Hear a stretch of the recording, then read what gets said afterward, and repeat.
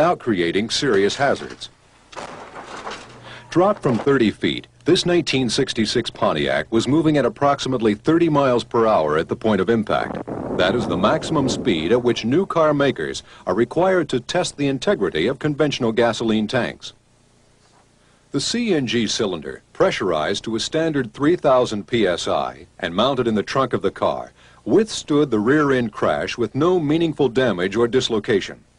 Fuel lines to the engine were kinked but showed no damage. Subsequently, the same cylinder withstood pressurization to 7,500 psi, the minimum burst pressure required by federal and Canadian government authorities, showing that the tank had maintained its integral strength despite the crash. In each of these tests, the natural gas cylinders were fitted with standard CNG cylinder brackets, mounted in the usual trunk position, and pressurized to the standard 3,000 psi. At 50 feet, this Ford Maverick impacts at 39 miles per hour.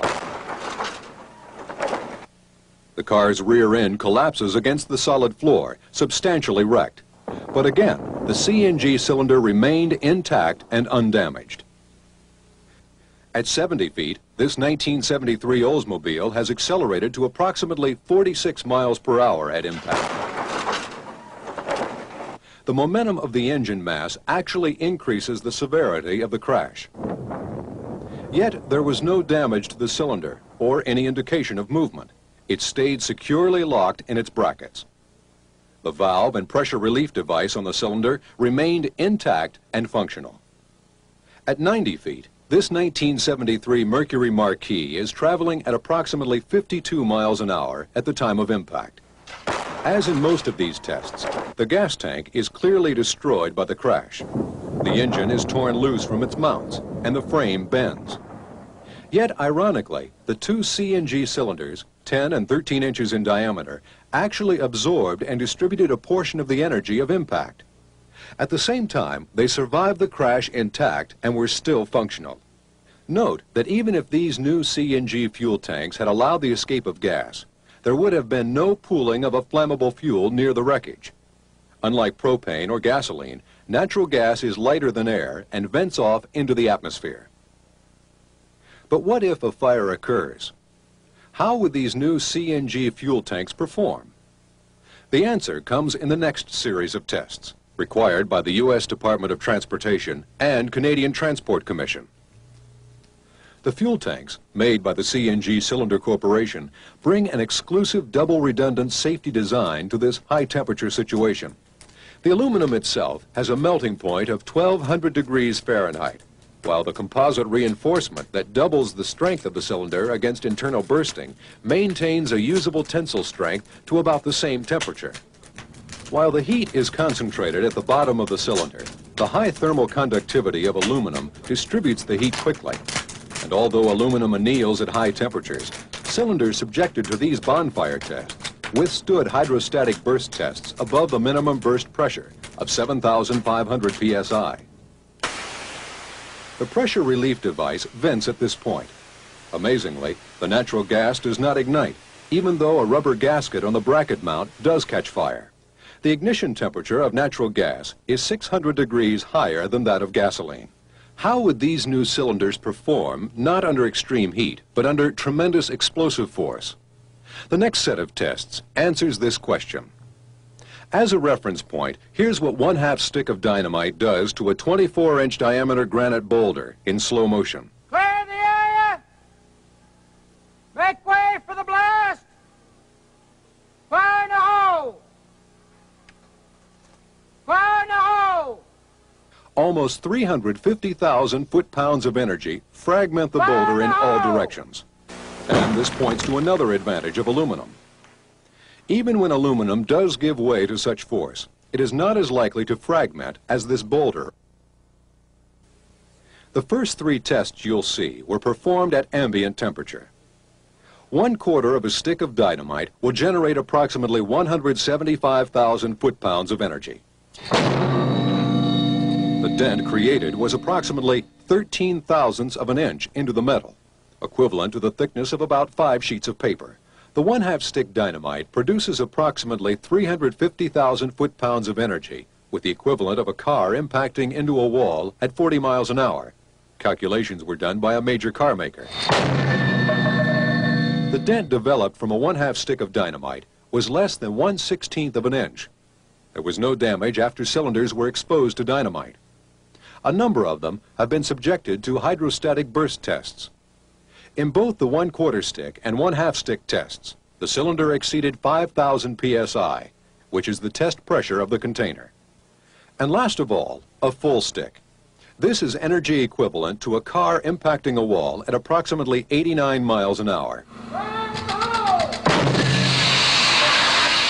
It is particularly noteworthy in this test that while there is gas venting, it is venting through the valve and relief device. The blue arrow above the cylinder marks the spot where the dynamite was placed. What actually happened is that a shock wave from the dynamite, an instantaneous pressure spike on the order of 8 to 12,000 psi, created a deflection in the valve, causing the upper stem to move away from the seat, and the relief device was ruptured. But even though there was gas venting and a flash fire caused by a dynamite explosion, there was no ignition in the natural gas at any time. The cylinders contain the equivalent of approximately 5 3/4 gallons of gasoline, and a comparison should be drawn here to the amount of time it would take for a gasoline fire to be extinguished, whereas the natural gas simply vents safely into the atmosphere. Even if the natural gas had ignited, the only area that would have been affected would be on the periphery of the natural gas cloud.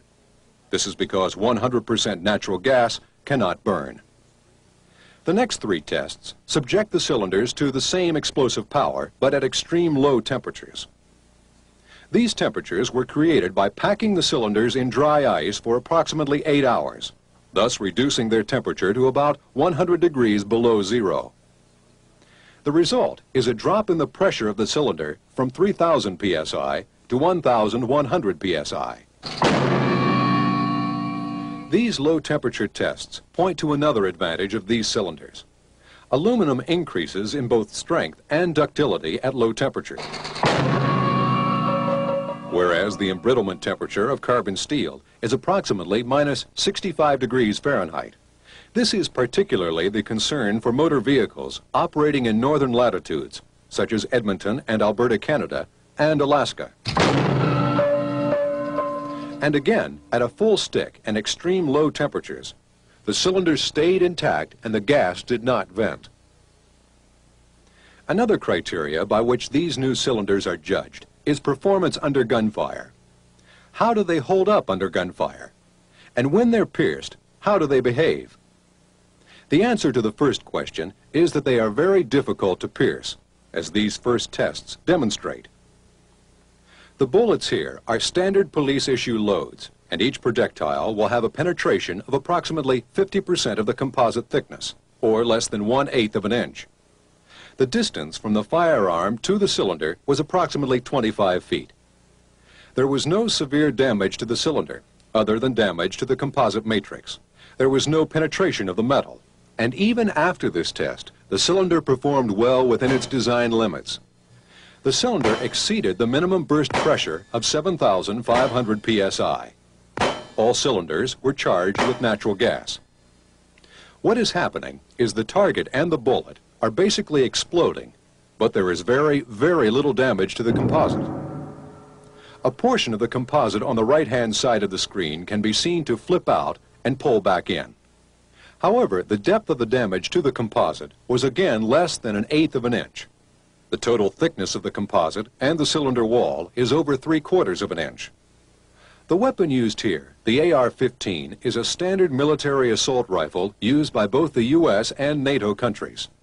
The test involves a direct hit with armor-piercing projectile. The vent down was completely safe. There was no ignition of the natural gas, and it vented